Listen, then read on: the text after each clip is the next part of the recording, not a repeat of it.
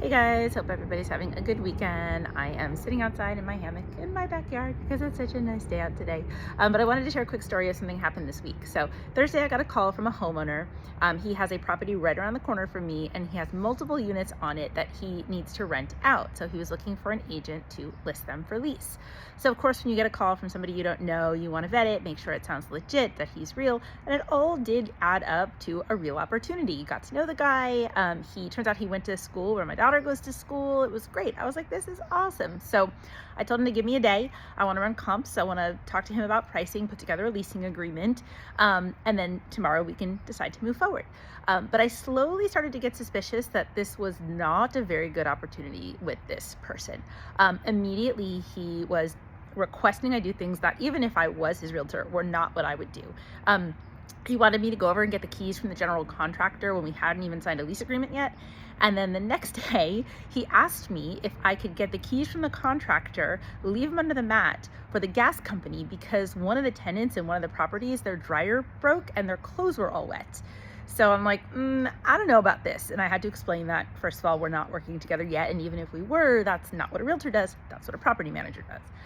In addition, I asked if he had a lawyer, because usually you should if you're going to be managing a property, or if he had a property management company, and he had neither. He actually said he uses AI because it's free, and that's how he runs his tenant applications and manages his property if he has any questions. So lots of red flags going up. But the one that really triggered me was that he told me he just fired 2 agents in a row within days of each one signing on to work with him. And I went, all right, there's something going on here. So I did some digging and I figured out that one of the agents he just fired was from my office. So I asked my team lead and he said, she's amazing. Something's not adding up. So I called her and I got the full backstory. And essentially she said, run. That this guy was not good to work with at all. He had expectations of things that were not what a realtor should do. He wasn't very kind. She said it's not worth it.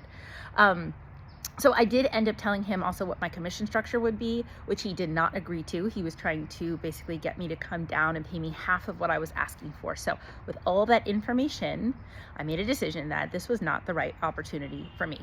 And I think sometimes you really have to walk away from things where you know there's going to be risk and it's not going to be right. And it's hard because obviously I want the opportunity, I want the experience, I want the income. But at the end of the day, the lesson is you really need to value your time and you really need to work with somebody who's going to respect your time and your effort and what you're putting in. So if you're seeing those red flags, you just have to make a decision. This is not something that I'm going to do. So lesson learned this week for sure. Definitely think that I dodged a tricky situation. I'm grateful for the agent in my office who shared the story with me, and my coach who kind of talked me through if I should take the opportunity or not. So I'm going to move on, and here's to better opportunities where I know my time's going to be valued and respected, and I'm going to do a great job.